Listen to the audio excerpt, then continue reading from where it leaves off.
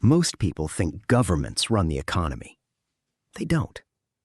There's an institution that doesn't make laws, doesn't fight wars, doesn't build anything. And with one decision, it can wipe out your savings, double your mortgage, or throw millions of people out of work. It's called the central bank. And almost nobody understands how it actually works. In the next 8 minutes, you'll see how a handful of unelected officials quietly control the price of your house, your groceries, your paycheck, and your retirement. And once you understand the levers they pull, you'll never look at the news the same way again. So what is a central bank, really? Think of it as the bank for banks. Every commercial bank, the one holding your checking account, has an account at the central bank. The central bank is the only institution allowed to create the most basic form of money in the system. And it has a job description written into law. In the United States, that job is set by the Federal Reserve Reform Act of 1977. The Fed has what's called a dual mandate: maximum employment and stable prices. That's it. 2 goals on 1 page of legislation that touch every dollar you'll ever earn. The most powerful tool a central bank has is the interest rate. Here's the mechanism in 1 sentence. When the central bank raises its rate, every other rate in the economy, your mortgage, your credit card, your car loan, business loans, tends to follow. Lower rates make borrowing cheap. People buy more houses. Companies expand. Demand goes up. So do prices. Raise rates, and the whole thing runs in reverse. The textbook version of this story is clean. The real version is brutal. In 1979, U.S. inflation hit double digits.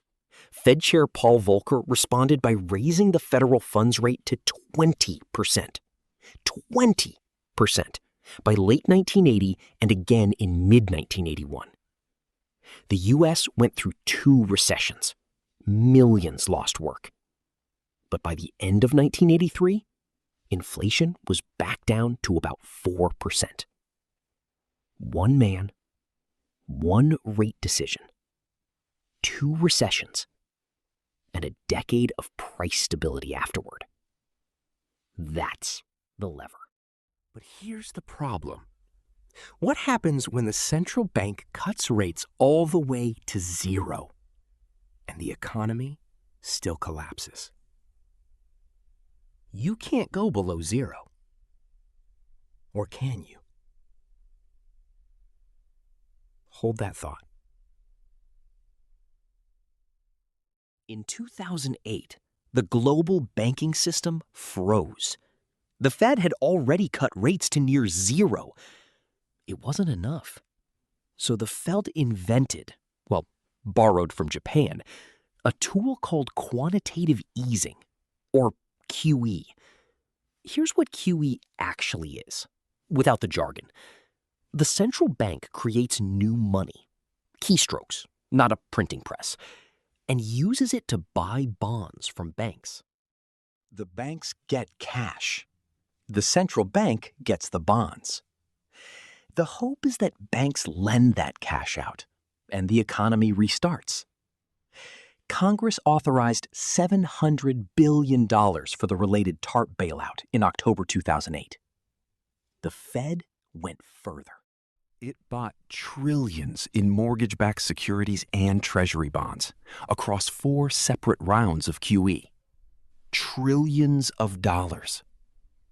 Created from nothing. Used to buy financial assets. And it worked, in the narrow sense that the banking system survived. What it also did was something nobody put on the brochure. In 2014, the European Central Bank did something that sounds illegal. They charged banks to hold money. Negative interest rates. As in, you pay them to keep your cash. Then, Japan went further.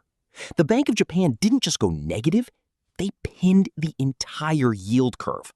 for almost a decade. They literally told the market, we will set the price of long-term borrowing. 8 years.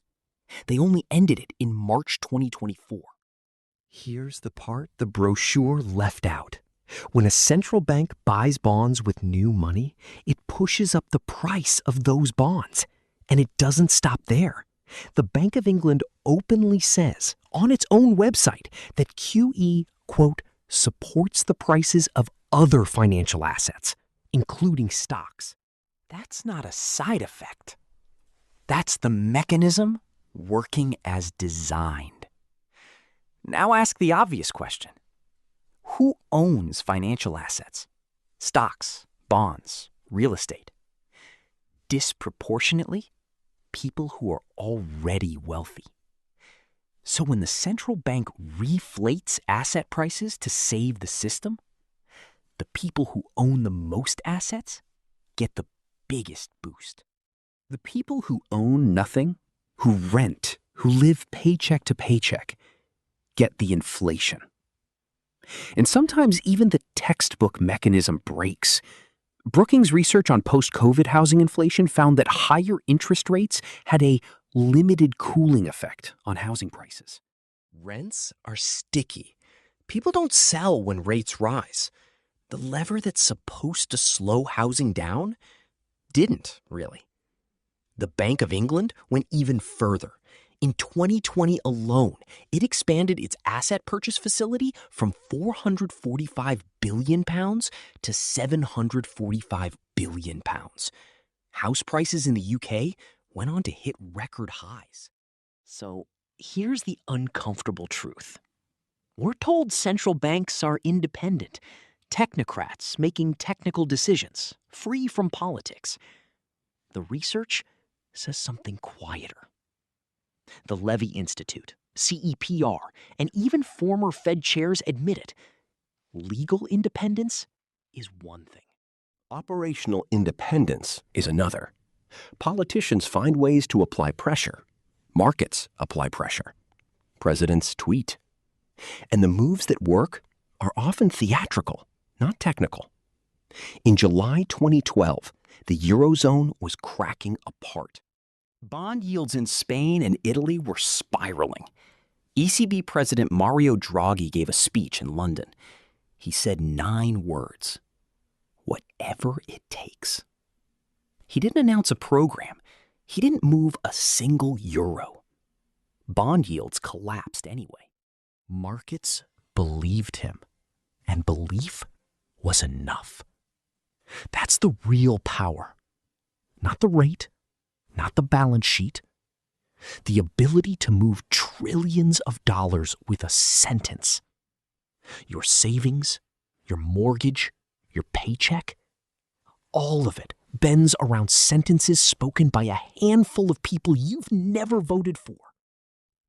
Your savings, your mortgage, your paycheck, your retirement. Not controlled by the people you elect. Shaped by the people you didn't.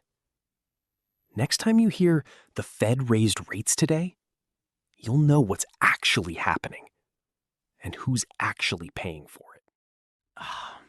If this video made the system make a little more sense, subscribe. We've got a whole playlist breaking down the institutions that quietly run your life.